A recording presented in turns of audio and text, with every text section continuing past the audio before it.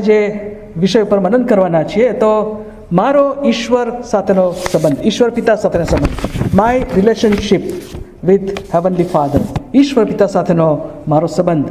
અને એ કેવો સંબંધ છે? એક બાળક અને પિતા સાથેનો જે સંબંધ છે, દૈહિક પિતાઓને આપણે સારી પેઠે ઓળખીએ છીએ અને જાણીએ છીએ, અને દરેક બાળક એ પોતાના પિતાની સાથે એક સંબંધમાં જોડાયેલું હોય છે. અને દરેક બાળક એ પોતાના પિતાની સાથે, અને એમાં માતાઓનો પણ સમાવેશ થઈ જાય, પેરેન્ટ્સ આપણે જનરલ તરીકે લઈએ. બધી જરૂરિયાતો માટે નાના બાળકો હંમેશા માતા પિતા ઉપર આધાર રાખે છે, એમની પાસે માંગણી કરે છે, રાઈટ. અને માતા પિતા પોતાની શક્તિ અનુસાર, પોતાની સગવડતા અનુસાર એ પોતાના બાળકોની જરૂરિયાતો પૂરી પાડે છે. This is a common picture. We all have experienced it. Our fathers have taken care of our lives. When we needed something, we asked God, our fathers rather, and they provided us whatever we needed. So this is a very common picture. અને એ picture ઉપરથી જે પ્રભુ ઈસુ ખ્રિસ્ત અહીંયા આગળ જે શિક્ષણ રજૂ કરતા હતા, એ પ્રાર્થનાનું શિક્ષણ. He is talking about our relationship to our Heavenly Father in prayer, in asking and in receiving from Him. અને પ્રભુના એક સેવક રિચાર્ડ ગ્લોવર એમણે બહુ સરસ ઉદાહરણ આપ્યું છે કે જો કોઈ નાનું બાળક પોતાની માતાની પાસે કંઈક માંગવાની ઈચ્છા કરે, અને પછી જો એની માતા એની બાજુમાં જ ઊભી હોય કે એને દેખાઈ શકાય એવી જગ્યાએ જો હોય, તો એ પોતાની માતાની પાસે માંગણી કરશે, માંગશે કે મને ફલાણી વસ્તુ આપો, કે પેલી વસ્તુ આપો, કે મને ખાવાનું આપો, કે વોટ એવર ઇટ ઇઝ. અને જો કદાચ બાળકને પોતાની માતા આજુબાજુમાં દેખાતી ના હોય તો પોતાની જરૂરિયાત સંતોષવા માટે શું કરશે? શોધવાની કોશિશ કરશે કે એની માં ક્યાં છે, જેથી કરીને એ એની પાસે માંગણી રજૂ કરી શકે. અને જો કદાચ કોઈ કારણસર માતા એ પોતાના રૂમની અંદર હોય, બંધ કરીને કદાચ પ્રાર્થનામાં બેઠી હોય, અને જો બાળકને કઈ વસ્તુની જરૂર ઊભી થાય તો તરત જ એ માતાને શોધશે. માતા દેખાશે નહીં એટલે એને ખ્યાલ આવશે કે કદાચ મમ્મી એ પોતાના રૂમમાં હશે. સો એ પોતાની મમ્મીના રૂમ તરફ જશે, અને પછી એ મમ્મીને બોલાવવાને માટે, કહેવાને માટે એ દરવાજા ઉપર એ નોક કરશે, એ ખટખટાવશે દરવાજો, જેથી કરીને માતા એ ખોલીને એની વિનંતીને સાંભળી શકે. એમાં આપણે એક પ્રકારનો એસેન્ડિંગ સ્કેલ ઓફ અર્જન્સી જોઈએ છે, રાઈટ. પહેલાં તો માંગવાનું આવ્યું, પછી એનાથી એક હાઈ લેવલ પર ગયા કે શોધવું પડ્યું, અને એનાથી પણ જે ઉપરનું જે એક અર્જન્સી હતી એ શું હતી કે we had to knock. Purpose was that I want to get what I want, and I want to tell my mom or my dad that I want this, right? That is the normal picture that we see in a common life. અને અહીં આગળ પ્રભુ ઈસુ ખ્રિસ્ત જે શિક્ષણ આપે છે, એ શિક્ષણ આપતા પહેલાં એ પેલા દૈહિક પિતા અને વચ્ચે લાવીને એ શિક્ષણ આપે છે. અહીંયા આપણે જે ચિત્ર આપવામાં આવ્યું છે, શું લખ્યું છે કે બાળક એ પોતાના પિતાની પાસે આવીને એ બ્રેડની માગણી કરે છે, રોટલીની માગણી કરે છે, કારણ કે એને ભૂખ લાગી છે. અને બહુ સ્વાભાવિક છે કે જ્યારે બાળક ભૂખ્યું થાય ત્યારે એ પોતાના માતા અથવા પિતાની પાસે જઈને એ ખોરાકની માગણી કરે છે. અને અહીંયા આગળ લેજિટિમેટ એવી માગણી મૂકવામાં આવી, ખોરાકની જરૂર હતી, માગણી કરી, અને પછી આપણે શું જોઈએ છે? તરત જ માતા અથવા પિતા એ બાળકની જરૂરિયાતને પૂરી કરશે, રોટલી આપશે, રાઈટ. અને પછી કદાચ જો એ માછલી માંગે તો એને ત્યાં આગળ માછલી આપવામાં આવશે. આ બધા બંને ખાદ્ય પદાર્થો છે, right. They can be very easily they are edible, you can eat them and they can satisfy you, right. એટલે અહીંયા બહુ જ સીધું એવું ચિત્ર છે કે માતા અને પિતાઓ, અને જનરલી અહીંયા પિતા લખવામાં આવ્યું છે, હું માતાઓને પણ એમાં સમાવી લઈશ, કે પોતાના બાળકની જે જરૂરિયાત હોય છે, જે માગણી હોય છે, એ પ્રમાણે એ એમને આપે છે, રાઈટ. પરંતુ તમે એક વસ્તુ માર્ક કરી છે કે જો એને રોટલી માગે તો એના પિતા એને કદી પણ એને પથ્થર આપશે નહીં, રાઈટ. અને તે જમાનામાં પેલેસ્ટાઇનની અંદર તમે જુઓ તો એવા પ્રકારના પથ્થરો ત્યાં આગળ હતા એ જમાનાની અંદર કે જેનો આકાર બિલકુલ રોટલી જેવો દેખાય. તમે દૂરથી જુઓ અને જો એ પડી હોય તો રોટલીને પથ્થર સાથે પડ્યા હોય, તમને એવું તમે ભેદ પારખી શકો નહીં. એટલે it is very easy four A father કે માંગે દીકરો અને જો એને રોટલી ના આપી હોય તો એ પેલો પથ્થર આપીને કહેશે, પરંતુ એ નહીં આપે, એવું નહીં કરે, કદી જ નહીં કરે. કે જાણે છે કે નાનું બાળક એના હાથમાં જો પથ્થર આવશે તો એ પોતાને ઈજા પહોંચાડશે, અને એનો ખોરાકની જે જરૂરિયાત છે એ જરૂરિયાત તો પૂરી જ નહીં થઈ શકે. He cannot eat that stone, right? He only needs to eat bread, and so Father will give you a bread to him. અને એ જ પ્રમાણે જો એની પાસે એ માછલી માગે ખાવાને માટે તો ઓબ્વિયસલી ત્યાં આગળ એને એ સાપ આપશે નહીં. કોઈ પણ સાપ પોતાના બાળકને કોઈ પિતા કે માતા આપશે નહીં, કારણ કે જાણે છે કે એ બહુ જ ઝેરીલી બાબત છે. It's a poisonous thing, it is a harmful thing. Other living or dead, it is impossible for a child to survive if he gets a living or dead snake, and so he will not do that. He will not do that. અને ત્યાં આગળ પછી પ્રભુ ઈસુ ખ્રિસ્તે જે કહ્યું 11મી કલમમાં કે જો તમે ભૂંડા છતાં તમારા છોકરાઓને સારાવાના આપી જાણો છો, તો તમારા આકાશમાંના બાપની પાસે જેઓ માંગે છે તેઓને કેટલા વિશેષ કરીને તે સારાવાના આપશે. તરત જ એ આખું ચિત્ર છે, કલ્પના જે રજૂ કરવામાં આવી, જે ચિત્ર રજૂ કરવામાં આવ્યું, મેટાફર, એને આખો પ્રભુ ઈસુ ખ્રિસ્ત હવે અહીંયા આત્મિક પિતા સાથે સરખાવે છે. અહીંયા આગળ એક નાનું એક ટેબલ બનાવ્યું છે. એ ટેબલની અંદર તમે જોઈ શકશો, બહુ ઇઝીલી આપણે સમજી શકીએ છીએ, રાઈટ. અહીંયા આગળ મેં કમ્પેરિઝન આપ્યું છે કે earthly father and heavenly father, there are some similarities in them. One of the important similarities is that earthly father as well as heavenly father love their children. It is a common thing. એ બાળકો ઉપર પ્રેમ કરે છે. આપણા સ્વર્ગીય પિતા અને આપણા દૈહિક પિતાઓ પણ બાળકો ઉપર પ્રેમ કરે છે. અને પછી બીજું મેં એક અહીંયા એક સમાનતા બતાવી છે, એક્સ્ટ્રીમ રાઇટમાં બતાવી છે, give good gifts to the children, which is true for earthly fathers as well as for heavenly fathers. પરંતુ ત્યાં એક જે બેઝિક ડિફરન્સ છે એ પ્રભુ ઈસુ ખ્રિસ્તે કહ્યું એ કે આપણે ભૂંડા છીએ, તેમ છતાં પણ આપણે આપણા બાળકોને સારાવાના આપી જાણીએ છીએ. પણ ઈશ્વર જે સારા છે, he is good, he is not evil, he is absolutely holy and perfect God, and he also gives good things, good gifts to his children. So this is a comparison between earthly father and heavenly father. પરંતુ જે બહુ મોટો જે difference આપણે જોઈએ છે કે આપણા જે સ્વર્ગીય પિતા છે એમની પાસે અનલિમિટેડ સપ્લાય છે. ફિલિપિયનો પત્ર 4 અધ્યાય 19મી કલમ કોઈ વાંચો, ફિલિપિયન 4:19. ત્યાં આગળ આપણા પ્રભુની જે સંપત્તિ છે, તો એનું જે રિસોર્સિસ છે એ કેટલા છે એનું આપણે ત્યાં આગળ વર્ણન કરવામાં આવ્યું છે.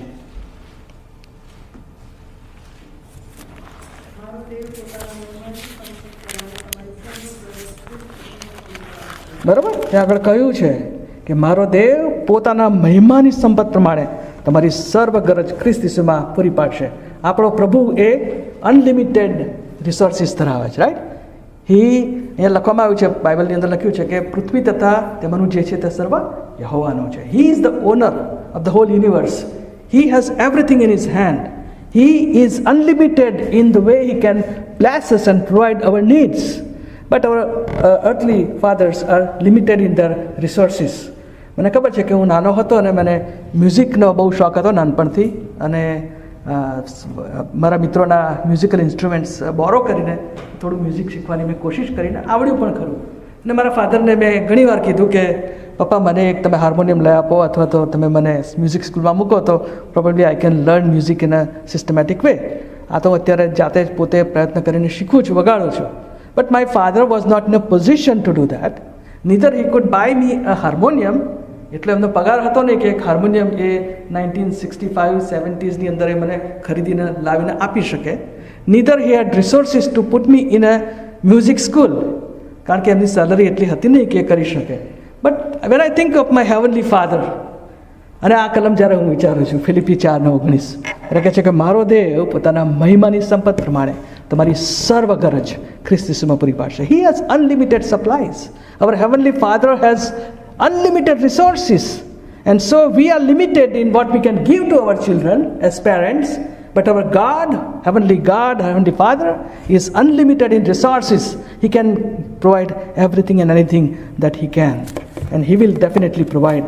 એ પ્રભુનું વચન આપણને આગળ કહ્યું છે. એ વચન અહીંયા આપ્યું જ છે કે માંગો તો તમને અપાશે, શોધો તો તમને જડશે, ઠોકો તો તમારે સારું ઉઘાડાશે. કેમ કે જે હરેક માંગે છે તે પામે છે, ને જે શોધે છે તેને જડે છે, અને જે ઠોકે છે તેને સારું ઉઘાડવામાં આવશે. Very nice.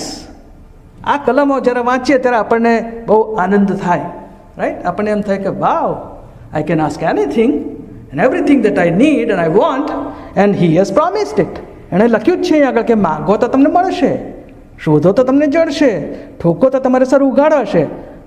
મારી આ જરૂરિયાત છે, મને એવું લાગે છે કે મારે આ માંગવું જોઈએ. આઈ can ask for A bigger car, I can ask for A bigger house, or I can ask for a healthy bank balance, or I can ask for better health. I can ask anything to the Lord, and He has told it. એણે કહ્યું છે, promise આપ્યું છે કે માગો તો તમને મળશે, જે કોઈ માગે છે તેને અપાશે, અને શોધે તો તેને જડશે, અને ઠોકે તો તેને સરું ઉઘાડવામાં આવશે. અને આ દિવસોમાં જે પ્રોસ્પેરિટી ગોસ્પલ પ્રીચર્સ ઘણા બધા એવા આપણે દુનિયામાં ઊભા થયેલા જોઈએ છે. મેં ઘણા પહેલાં પણ એના વિશે તમને ચેતવણી આપી હતી કે we have to be careful about this thinking. એ લોકો આ કલમોને આઉટ ઓફ કોન્ટેક્સ્ટ જઈને એનું ઇન્ટરપ્રિટેશન એવું કરે છે કે પ્રભુની પાસે તમે માંગો. થોડા દિવસો પહેલાં એવા જ એક પ્રોસ્પેરિટી ગોસ્પલ પ્રીચરના સંદેશાઓ હું સાંભળતો હતો, અને હું એ સાંભળીને બહુ જ શોક થઈ ગયો મને સાંભળીને. મેં કીધું કે અમેઝિંગ. એમણે આ પ્રમાણે કહ્યું કે you do not have bigger house or bigger car because you are not asking the Lord to give you. Your bank balance is meager because you do not pray for more money. Your health is not recovering well because you do not have enough faith in the power of God and you are not praying enough to God. If you ask anything, God will do it. I asked the Lord in 1960. I was driving a Toyota Corolla, and one day I was driving to the airport in Los Angeles, and I saw a plane going above my head, and God told me that, are you driving this 1970 Corolla model? One day you will fly in this jet of your own and preach the gospel all over the world. This is the message that He was giving. And you guys are not praying enough. If you have faith, if you ask anything in the Lord in faith and in power of the Holy Spirit, God will do it. I believe that promise. I asked the Lord, how it is possible, Lord? I am driving a small car here and you are talking about jets. And that day He told me that I took my personal jet from California to fly to Toronto International Airport, parked my jet there, and I have come here to preach the gospel to you. And there are so many preachers like that who tell this. But this is true, but only half true. કારણ કે એ આપણે આગળ જોવાના છે કે કેમ આ જે વિચાર છે, this is one of the misconceptions about this promise of God. માગો તો તમને મળશે, શોધો તો તમને જડશે, અને તમે જે માગશો એ બધું જ પ્રભુ તમને આપી દેશે. It is just like a blank check. Prayer is like a magic wand. તમે પ્રાર્થના કરી અને આમ ફેરવી જાદુઈ છડી અને પરિસ્થિતિ બદલાઈ ગઈ, રાઈટ? પ્રાર્થના કરીને સ્લોટ મશીનમાં પૈસા નાખ્યા અને ડોલરનો વરસાદ થઈ ગયો નીચેથી સ્લોટમાંથી. Or so many ways we can say that what people are asking is actually not true. What people are teaching is only half truth. આ વચનોને આધારે જે મિસકન્સેપ્શન્સ અબાઉટ પ્રેયર એ હું તમારી આગળ રજૂ કરવામાં આવું છું. My first point is many people they misunderstand this passage and then they come out with different misconceptions. પ્રાર્થના વિશે કેટલીક ગેરસમજો ઊભી થાય છે. The first misconception about prayer is that prayer is irrelevant. પ્રાર્થનાનું કોઈ મહત્વ નથી. એવું કહેનારા લોકો એ પ્રમાણે કહે છે કે પ્રભુ આપણી બધી જરૂરિયાતો સારી પેઠે જાણે છે. પ્રભુ ઈસુ ખ્રિસ્તે જ કહ્યું, જ્યારે આપણે માથીની સુવાર્તાના 6 અધ્યાયમાં હતા ત્યાં આગળ માથી 6 અને 8માં એ પ્રમાણે કહ્યું કે કેમ કે જેની તમને અગત્ય છે તે તેની પાસે માગ્યા અગાઉ તમારો બાપ જાણે છે. He knows what you need, right?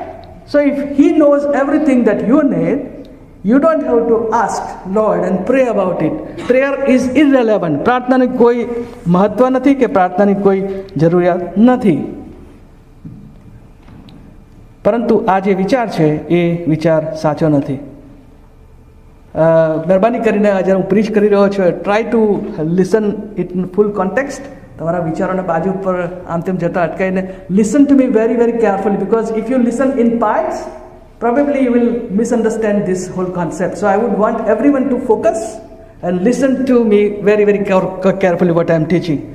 હવે આનું જે એક્સપ્લેનેશન છે એ આ પ્રમાણે છે કે Heavenly Father never spoils His children. He doesn't shower us with gifts whether we want them or not, whether we are ready for them. અહીંયા લખ્યું છે કે આપણા સ્વર્ગીય પિતા એ બાળકોને બગાડતા નથી. નાના બાળકોને તમે જે જોઈએ એ બધું તમે એને લાવીને આપો. It's a common concept that they will be spoiled, isn't it? It's true. If they receive everything, whatever they need, they don't realize the importance of, hard work. They don't realize the importance of depending on parents. and they don't realize the discipline that is required to gain things. અને ઈશ્વર એવું નથી ઈચ્છતા કે આપણને જરૂર ના હોય, કે જેના માટે આપણે તૈયાર ના હોય, એ બધું પ્રભુ એની મેળે આપણને આપી દેશે. So we have to be very, very careful about. Prayer is very, very important because it is the very way God Himself has chosen us to express our conscious need of Him and our humble dependence on Him. કેમ આપણે પ્રાર્થના કરવાનું પ્રભુએ કહ્યું? કેમ કહ્યું કે માંગો? કેમ કહ્યું કે તમે પ્રાર્થના કરો? એ એટલા માટે કે આપણે એ આપણી જરૂરિયાતો સમજીએ એટલું જ નહીં, પરંતુ નમ્રતાથી આપણે એ બાબત ઉપર આપણે ધ્યાન આપીએ કે મારે ઈશ્વરની જરૂર છે. I cannot have it on my own, right? એના માટે નમ્રતાની જરૂર છે. એના માટે આપણે ઈશ્વર ઉપર આધાર રાખવાની જરૂર છે. We must learn to depend on God. And what is the way by which we can show that we are depending on God? By asking Him in prayer. પ્રાર્થનામાં આપણે કોઈ વસ્તુ માંગીએ તો આપણે એ શું બતાવે છે કે આપણે એટલા નમ્ર છીએ કે આપણે ઈશ્વર ઉપર આપણે આધાર રાખીએ છીએ. We depend on our heavenly Father for our needs.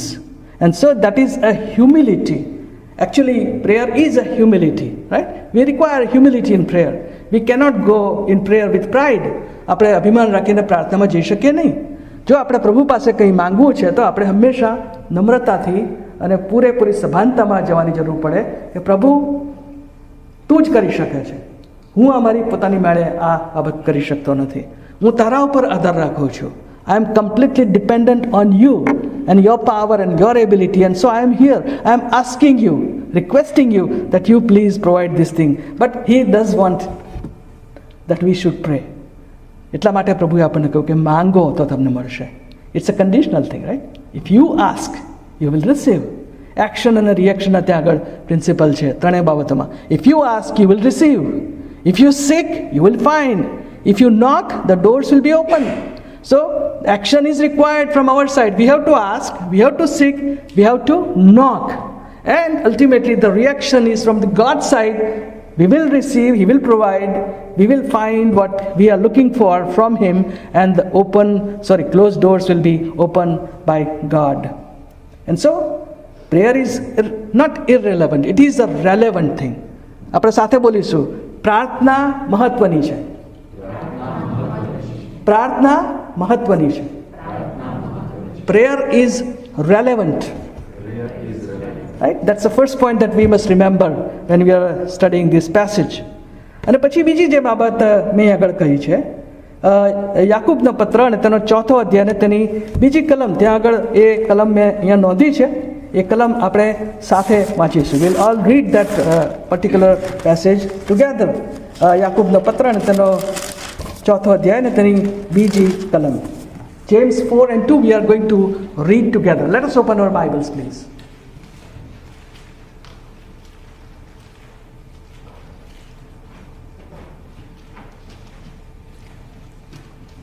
યાકૂબ 4:2.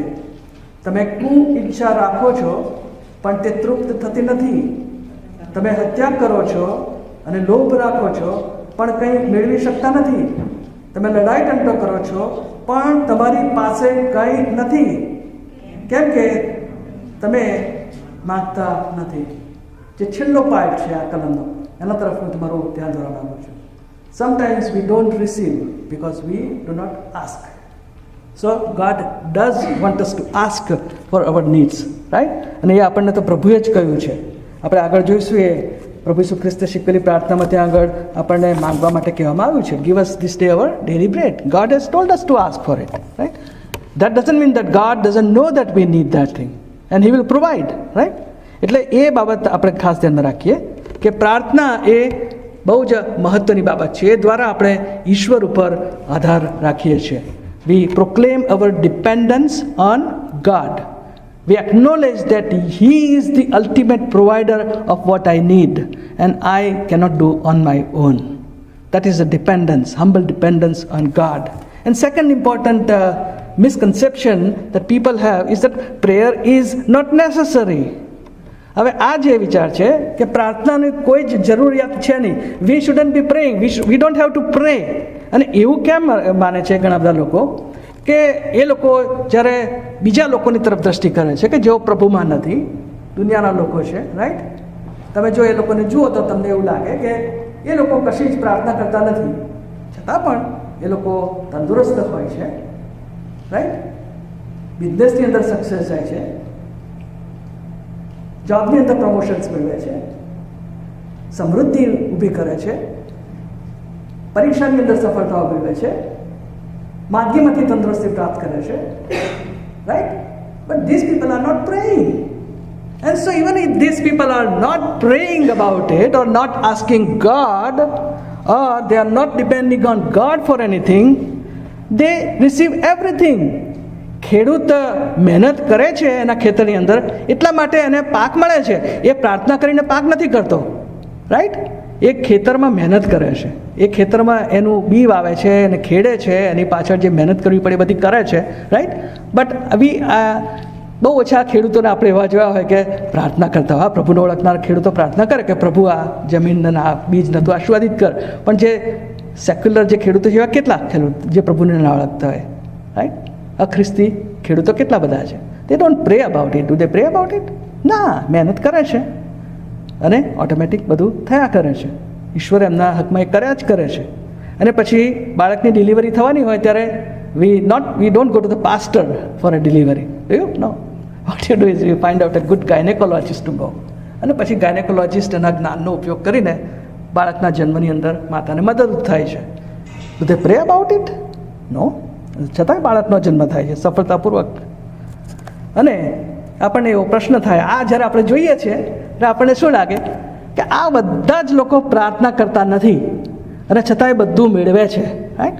અને આપણે પ્રાર્થના કરીએ છીએ તોય ઘણી વખત આપણને એમાંનું અડધું જ મળે છે કે પા ભાગનું મળે છે કે નથી મળતું. સો what is the principle that we are inferring from here? We say that prayer is not necessary. Without prayer also you can get everything, because hundreds and millions of people are getting those things without praying. Do you agree with me? એટલે આપણને એવું પરીક્ષણ થાય કે આપણે પ્રાર્થના એ જરૂરી નથી, કરવી નથી. પરંતુ એક બાબત વિશે જે બાઇબલનું આપણે શિક્ષણ આપે છે એના તરફ હું તમારું ધ્યાન દોરવા માગું છું. જ્યારે આપણે માથીની સુવાર્તાના એ 6થા અધ્યાયમાં જ્યારે આપણે ચિંતા વિશે મનન કરતા હતા ત્યારે મેં ત્યાં આગળ એ બાબત અંગે તમારી આગળ રજૂઆત કરી હતી કે ઈશ્વર, આપણો ઈશ્વર કેવો છે? એ ઈશ્વર એ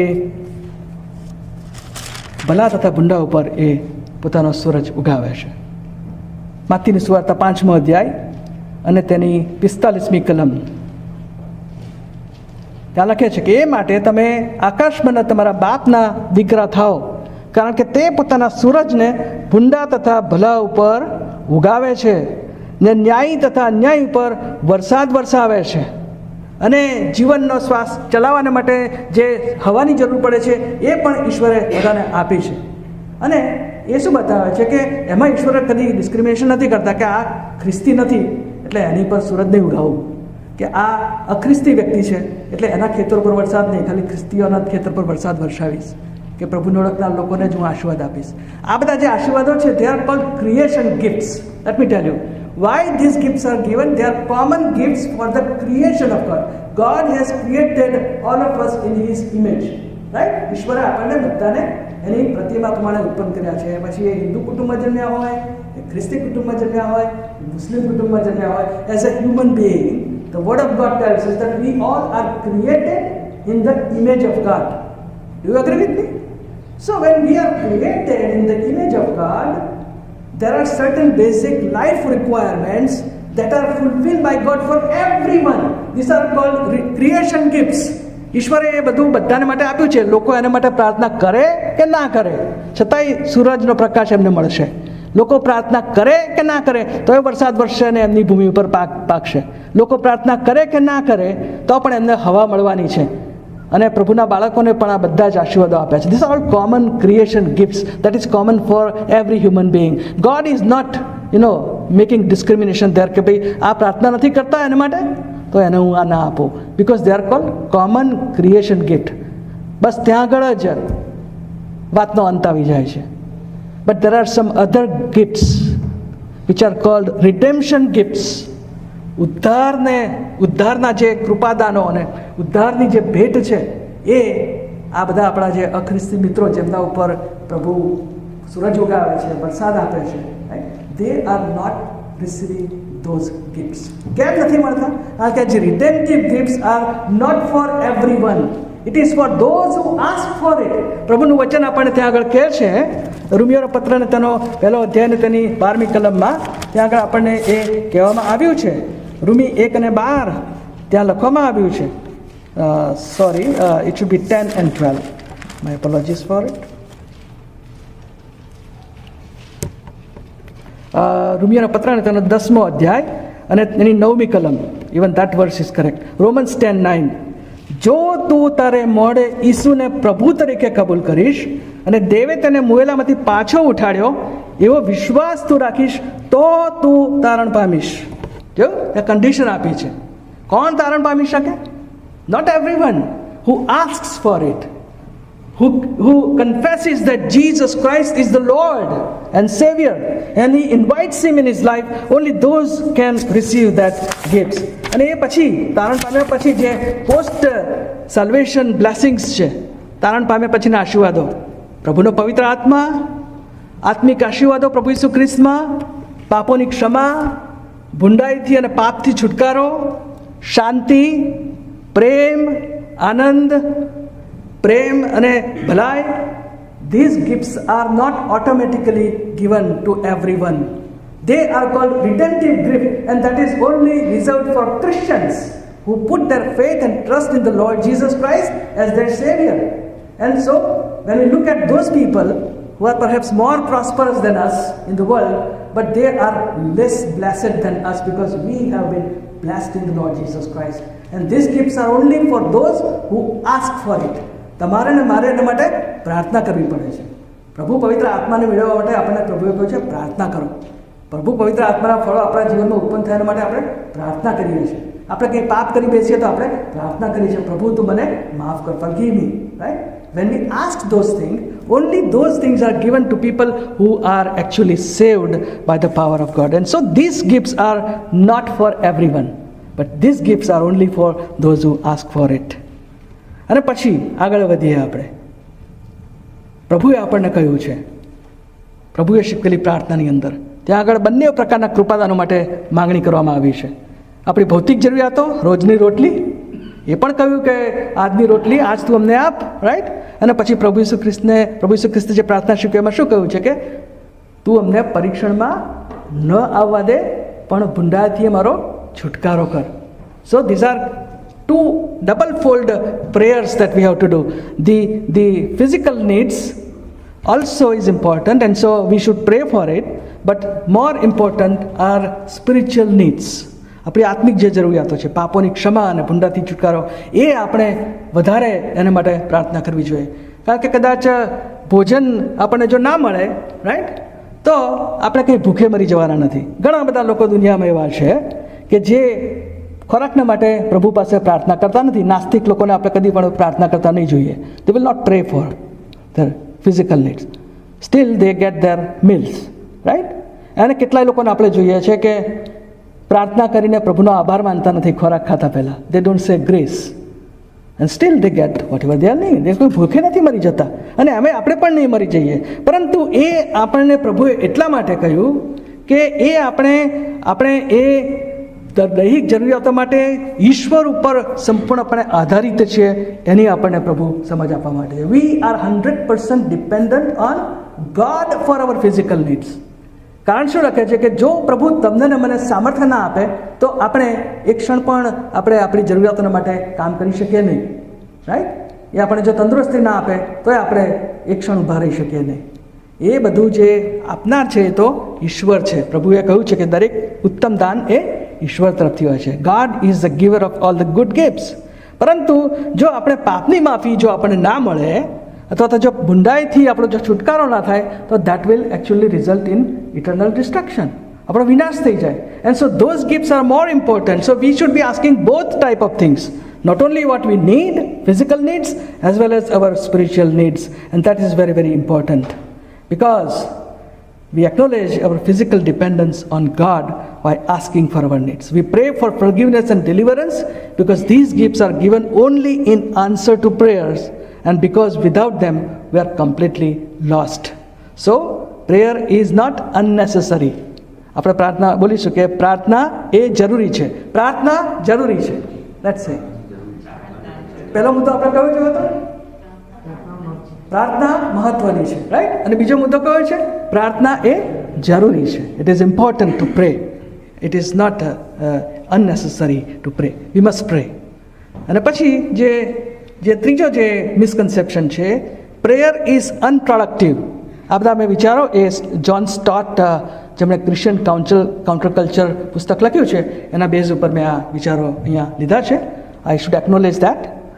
અહીંયા જે ત્રીજું જે કારણ આપ્યું છે કે પ્રાર્થનાનું કોઈ ફળ મળતું નથી, રાઈટ. પ્રાર્થના સફળ થતી નથી કારણ કે આપણે જે માગીએ છીએ એ ઘણી બધી વખતે આપણને મળતું નથી, રાઈટ. પ્રભુ, મેં પ્રાર્થના કરી કે આ પરીક્ષાની અંદર હું પાસ થઈ જ જાઉં, રિઝલ્ટ આવ્યું ફેલ. પ્રભુ, મેં પ્રાર્થના કરી કે આ માંદગીમાંથી મને તું સંપૂર્ણપણે સાજાપણું આપ. ડૉક્ટર પાસે ગયા, ટેસ્ટ કરાયા, કહે છે કે ગયા વર્ષ કરતાં આ વર્ષે તમારી પરિસ્થિતિ થોડી વધારે બગડી છે. પ્રાર્થના કરી તોય, રાઈટ. પ્રભુ, મેં પ્રાર્થના કરી કે આખી દુનિયામાં શાંતિ સ્થપાય અને વોર બંધ થઈ જાય. વધારે ને વધારે યુદ્ધના સમાચારો જોવા મળે છે. What does it mean? એનો અર્થ એ જ કરી શકાય કે ઘણી બધી વખતે પ્રાર્થનાઓના આપણને ઈચ્છિત જવાબો નથી મળતા. I would use that word, ઈચ્છિત જવાબો.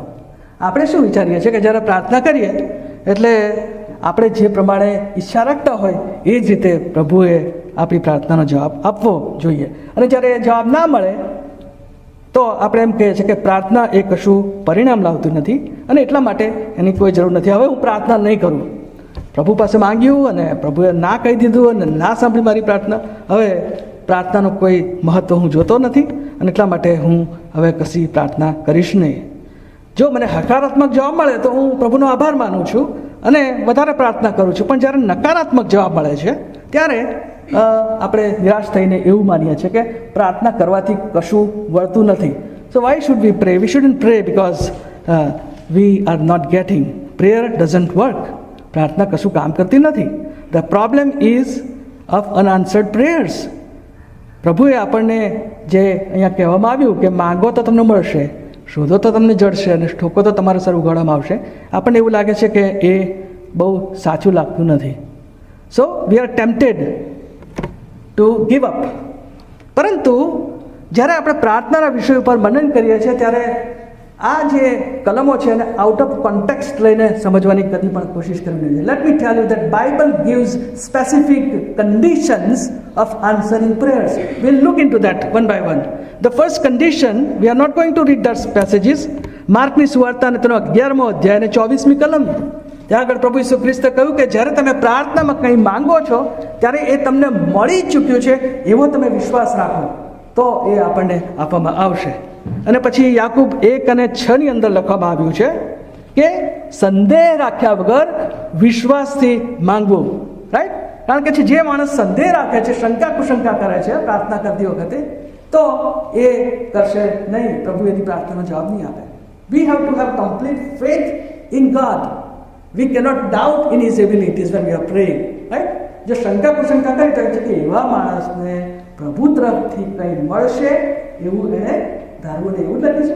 તમારા બાઇબલમાં શું લખ્યું છે અરવિંદભાઈ? યાકૂબને 1માં શું લખ્યું છે? Can you please read that? James 1:6.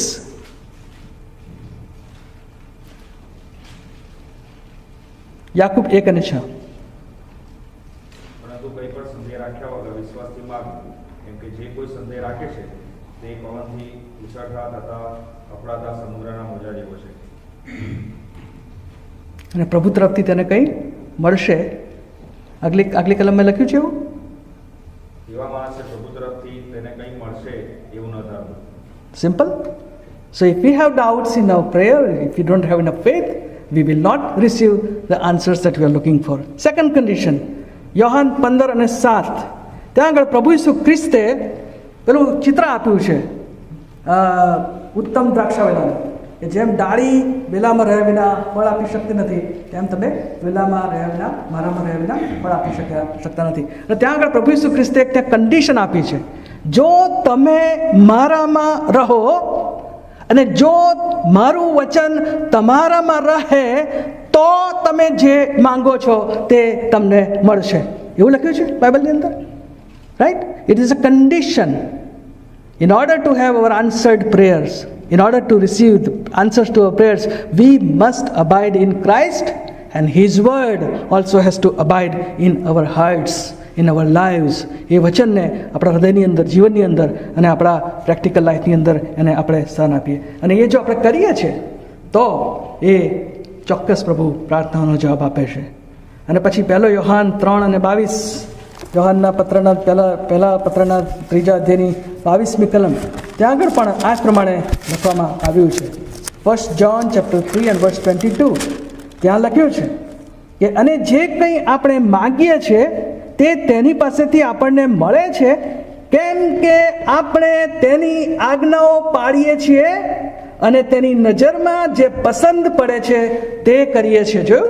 ત્યાં આગળ રિવર્સ ઓર્ડરમાં કન્ડિશન આપી છે કે આપણને ક્યારે પ્રભુ બધી આપણી પ્રાર્થનાઓ સાંભળે અને આપણે કહ્યું છે એ પ્રમાણે પ્રભુ એનો જવાબ આપે. એ અહીંયા લખ્યું છે કે જ્યારે આપણે એના વચનને આધીન થઈએ છીએ. When we obey the word, પ્રભુ ઈસુ આપણને ક્વાઇટ ટાઈમની અંદર કશું કરવાનું કહે અને એ જો આપણે કરીએ નહીં અને એને પ્રસન્ન પડે એવું જો આપણે જીવન જીવીએ નહીં અને પછી જો આપણે અપેક્ષા રાખીએ કે પ્રભુ મારી પ્રાર્થનાનો જવાબ આપ, તો એવી પ્રાર્થનાનો જવાબ પ્રભુ નહીં આપે. આપણા જીવનોની અંદર આ એક વાસ્તવિકતા રહેલી છે. We must live in the obedience of the word of God and we also must live in a life which is pleasing in his sight. એ જો કન્ડિશન પૂરી થાય તો પછી લખ્યું છે કે આપણે જે માંગીએ છીએ અને તેની પાસેથી આપણને મળે છે તો એનું એ પરિણામ આવે છે. અને પછી એવું જ કંઈક 1 યોહાન 5 અને તેની 14-15 કલમમાં લખ્યું છે. ત્યાં લખ્યું છે કે તેના વિશે આપણને જે હિંમત છે તે એ છે કે આપણે તેની ઈચ્છા પ્રમાણે કંઈ માગીએ તો તે આપણું સાંભળે છે. Right? This is another principal of asking God from God. We must ask according to gods will.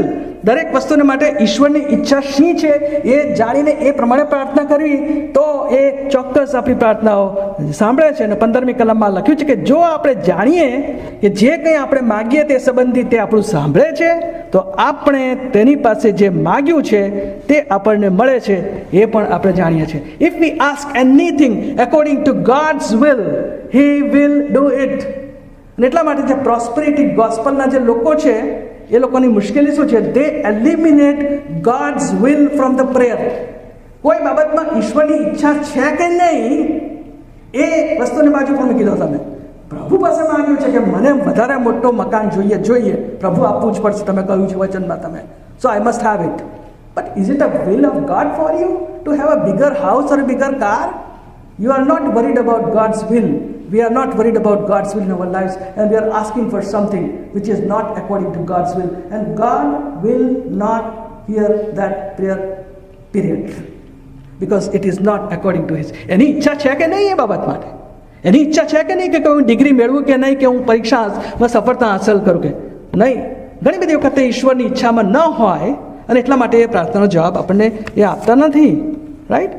And third important thing is, if we continue to live in sin, યશાયા 59 અને 1 ને 2 કલમમાં ત્યાં આગળ કહ્યું છે કે યહોવાનો હાથ એટલો ટૂંકો થઈ ગયો નથી, રાઈટ, કે આપણને મદદ કરે નહીં, કે આપણી પ્રાર્થનાઓ, એના કાન એવા મંદ થયા નથી કે આપણી પ્રાર્થનાઓ એ ના સાંભળે. પરંતુ ત્યાં શું લખ્યું છે કે તમારા પાપો તમારી વિરુદ્ધ અને ઈશ્વરની વિરુદ્ધ એ ભિન્નતા કરતા આવ્યા છે. Means continuous living in a sinful life is a continuous barrier between God and you. If there is any barrier, તો આપણે કશું સાંભળી શકીએ નહીં. રાઈટ? તમે આ મકાનની બહાર જઈને, પેલા દિવાલની બહાર જઈને કશું મારા વિશે બોલશો અને હું અહીં ઊભો હોઈશ તો મને નહીં સંભળાય. Right? I won't be able to hear because there is a barrier, there is a wall between me and you. And if there is a wall of sin between you and our God, between me and my God, God will not hear those prayers. We need to deal with that sinful situation in our life first. એ પાપને જીવનમાંથી કાઢવાની જરૂર છે. અને હું એમ નથી કહેતો occasional થતા પાપો, સતત પાપની અંદર ચાલ્યા કરવાની બાબત. Continuously we live in sin. We know that it is wrong, But still we continue to do that and God will not hear such prayers. પ્રભુનું વચન કહે છે, દાઉદ ગીત શાસ્ત્રીએ કહ્યું ને, જો હું ભૂંડાઈ કરવાનો ઈરાદો મારા હૃદયમાં રાખું તો દેવ મારું સાંભળે જ નહીં. દેવ મારું સાંભળશે જ નહીં. We need to deal with that sinful thing. Remove that barrier first and then God will hear. અને પછી યાકૂબના પત્રને તેનો 4થો અધ્યાય અને 3જી કલમમાં એક વધારાની બીજી એક શરત ત્યાં આપવામાં આવી છે. ઘણી બધી વખતે આપણે પ્રાર્થનાઓ કરીએ છીએ, નથી કરતા ત્યારે નથી મળતું, પણ પ્રાર્થનાઓ કરીએ છીએ નથી પણ મળતું, રાઈટ? અને એનું કારણ 3જી કલમમાં આપ્યું છે, યાકૂબ 4:3. તમે માગો છો પણ તમને મળતું નથી, કેમ કે તમારા મોજ શોખ ઉપર ખર્ચી નાખવાના ખોટા ઈરાદાથી તમે માગો છો. When we pray selfishly, the purpose and motive behind our prayer is not God's will and God's glory, but it is only our convenience, our blessing, our comfort, and the purpose is just to glorify ourselves. એવી પ્રાર્થનાઓ પ્રભુ કદી પણ સાંભળતા નથી. મારા જીવનમાં મેં આ ઘણીવાર અનુભવ્યું છે. The motivation has to be right. If we have the right motives of asking anything, God will not deny those prayers. But if the motivation or the motive behind asking something is self-glory, it is not God's will and God's glory, અહીંયા લખ્યું છે કે એવી બાબતોમાં પ્રભુ આપણું સાંભળતા નથી. So it is not a blank check written down in Matthew chapter 7. માગો તો તમને મળશે, શોધો તો તમને જળશે. It is not a blank check.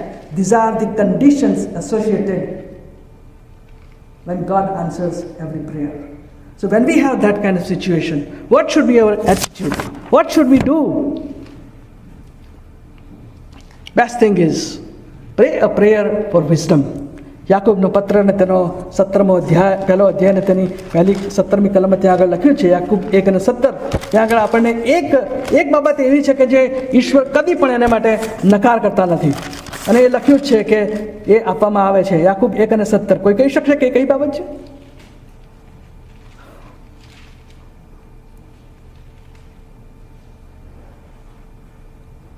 Sorry, યાકૂબ 1:5 કલમ 5. જ્ઞાન, wisdom, right? So if we ask wisdom from God, અહીંયા લખ્યું જ છે કે જ્ઞાનમાં અપૂર્ણ છે અને આપણે બધા જ છે. We need God's wisdom in our lives and we must ask God for wisdom, and if we ask for wisdom, God gives. સોલોમને વિઝડમને માટે પ્રાર્થના કરી એવું લખ્યું છે, રાઈટ? સુલેમાન રાજા, પૃથ્વી પરનો સૌથી જ્ઞાની પુરુષ, એણે પ્રાર્થના શું કરી? પ્રભુ પાસે એણે સંપત્તિ ના માંગી, એણે ખાલી શું પ્રાર્થના કરી? મને પ્રભુ તું જ્ઞાનવાળું હૃદય આપ, જ્ઞાન આપ, wisdom. When God gave him wisdom, all other things were like magnets. He got prosperity, he got riches, he got fame, he got name, he got everything. But what he asked, he did not ask for all these things first. He asked for wisdom. અને આપણે પણ આવું જ કરવાની છે કે પ્રભુ પાસે આપણે એક જ્ઞાનની માગણી કરીએ. Let us ask for God's wisdom, because when you ask for God's wisdom, what will happen is you will be able to find out what is God's will. What is good in the sight of God. આપણને એ વસ્તુ જો સમજવી હોય કે ઈશ્વરની ઈચ્છા પ્રમાણે મારે પ્રાર્થના કરવી છે, જેના પરિણામો હકારાત્મક આવવાના જ છે, પણ એ જાણવા માટે મારે ઈશ્વરની ઈચ્છા જાણવી તો પડે ને. And in order to know God's will, I must ask the Lord to give me wisdom. એ જ્ઞાન પ્રભુ આપણને આપે તો એ પછી આપણને ખબર પડે કે ઈશ્વરની ઈચ્છા શું છે, અને એ પ્રમાણે હું અને તમે પ્રાર્થના કરી શકીએ. And if we do not receive still, what do we do with it? If God denies our requests, there are two possibilities. He knows that this is not right thing for my child, or he knows that this is not the best thing for my child. I have got something better for him. આપણે બહુ જ limited વિચારો ધરાવીએ છીએ. પ્રભુનું વચન કહે છે યશાયાના 55મા અધ્યાયમાં કે મારા વિચારો એ તમારા વિચારો નથી. His thinking is way above us. We are here somewhere. He is way above. His thinking is very, very high. And so he knows what is best for you and me after 1 year, 5 years or 10 years. And so if we are looking for short-term gains, and if we are looking for quick successes in our prayer, we are not having far enough sight to see what God has in plan for us after 5 years or 10 years. ઘણી વખતે જ્યારે પ્રાર્થનાઓના જવાબ નથી મળતા, I have analyzed my prayers which were not answered some 10 or 15 years ago, and I thank God that God did not answer those prayers and I did not get what I asked, because He gave me better. When I see my life and my experience, this is the thing that I have learned, that if God doesn't give you, He has something better for you and me. And so He knows what is best. And so just patiently wait for God's time. આ ગુરુ કામ છે. ઈશ્વર ઉપર વિશ્વાસ રાખવો અને ધીરજ રાખવી અને જોવું કે હવે આગળ શું બનશે. We must do it. And we must be thankful to the Lord for unanswered prayers. આપણે પ્રભુનો આભાર તો માનીએ છીએ પ્રાર્થનામાં જવાબ મળે ત્યારે. Have you ever thanked the Lord for not answering our prayers? પ્રભુના સેવક ડોક્ટર માર્ટિન લોઇડ જોન્સ એમણે આ પ્રમાણે એમના પુસ્તકની અંદર લખ્યું છે કે I thank God that He did not grant me certain things I asked, and that He shut certain doors in my face. This I realized after many, many years. કહે છે કે હું પ્રભુનો આભાર માનું છું કે એણે મારી પ્રાર્થનાનો મારી ઈચ્છા અનુસાર જવાબ ના આપ્યો. મને લાગ્યું કે એ નકારાત્મક જવાબ હતો, પણ એને માટે પણ હું આભાર માનું છું કે આટલા વર્ષો પછી મેં રિયલાઇઝ કર્યું કે પ્રભુએ ના તો પાડી, પણ આટલા માટે એ ના પાડેલી. He has done something better for me. He closed certain doors so that He can open better ones for you and me. And particularly when we are looking for jobs, when we are looking for opportunities in life, this question always comes up in our minds. What is best for me? We analyze, we do evaluation ourselves, and we are looking for what is the best option for us. But let me tell you this thing, that God has got better plans and purposes for your life. If He closes one door, He will open other doors for you. So never get disappointed when you have shut doors in your life. Thank God. Continue asking for wisdom, for understanding, faith, love, forgiveness, strength. Ask for your physical needs. And seek His kingdom and His righteousness. બીજી બાબત માથી 6:33 કહે છે કે તમે તેના રાજ્યને તથા તેના ન્યાયપણાને શોધીએ. યશાયા 55:6 કહ્યું છે કે યહોવા મળે છે તેટલામાં તેને શોધો. Seek the Lord while He is found. Seek the Lord while there is a grace period given to you. A time is coming when you and I will try to seek God, but He will not hear to us. The period of grace will be over when the judgment comes. Ask the Lord when He is found. એ જ્યારે મળે છે ત્યારે કહે છે તમે એને શોધવાના માટે પ્રયત્ન કરો. The time is going to finish fast. I am going to close in few minutes. કોલોસી 3:1 કહે છે કે તમે ઉપરની વાતોને શોધો જો ખ્રિસ્તની સાથે તમને ઉઠાડવામાં આવ્યા છે. જો તમે પ્રભુ ઈસુ ખ્રિસ્તમાં તારણ પામ્યા છો, એના બાળકો હોવાનો દાવો કરો છો, ઉપરની વાતો ઉપર ચિત્ત લગાડો, પૃથ્વી પરની વાતો પર નહીં, એમ પ્રભુનું વચન આપણને કહે છે. અને keep knocking on the doors and God will open those doors. This is persistence in prayer. ગયા વખતે જ્યારે આપણે પ્રેયર મિટિંગમાં વિલ્સનબેન આગળ સિરીઝમાં ગયા હતા ત્યારે I taught about that persistence in prayer. We need to be persistent in prayer. We keep knocking. And one more thing, finally I am going to close by reading Revelation 3:20. ત્યાં આગળ પ્રભુ ઈસુ ખ્રિસ્ત કહે છે કે જુઓ હું બારણા આગળ ઊભો રહીને ઠોકું છું. જે કોઈ મારી વાણી સાંભળીને દરવાજો ખોલશે તો હું અંદર આવીશ અને હું તેની સાથે જમીશ અને તે મારી સાથે જમશે. Maybe we are going to close now. I am asking each one of you to close your eyes for a moment, please. Let us close our eyes in prayer. પ્રાર્થના કરીએ. પ્રાર્થનાની અંદર આપણે આંખોને બંધ કરીએ. ઈશ્વરે વારંવાર તમારી સાથે વાત કરી છે. He has continuously kept on knocking on the door of your heart to open that door for Him. He will not stop that knocking until you one day open that door. તમે એ દિવસને તમે યાદ કરો જે દિવસથી એણે તમારા હૃદયની સાથે વાત કરવાનું ચાલુ કર્યું. He is asking you to give your life to Him. He is asking you to open your heart so that Jesus Christ can come in.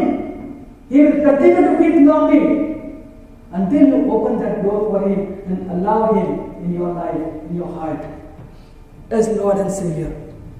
Are you willing to do that? Do you want that knocking to stop from Jesus Christ? That I invite you today to again consider His knocking, consider His invitation, Open your hearts for the Lord Jesus Christ. Allow Him to come in your life as Lord and Savior. Ask for forgiveness of sins and let your life be transformed by the power of the Holy Spirit. This is what He is looking for. Will you do that today? If you are willing to do that today, I am not going to ask you to stand up or raise your hands. It is your decision between you and your God. And we have to keep it between you and your God. I don't want to see that. But my concern and my prayer for each one of you is this only, that you will open the hearts for Jesus Christ and let Him come as your Lord and Savior.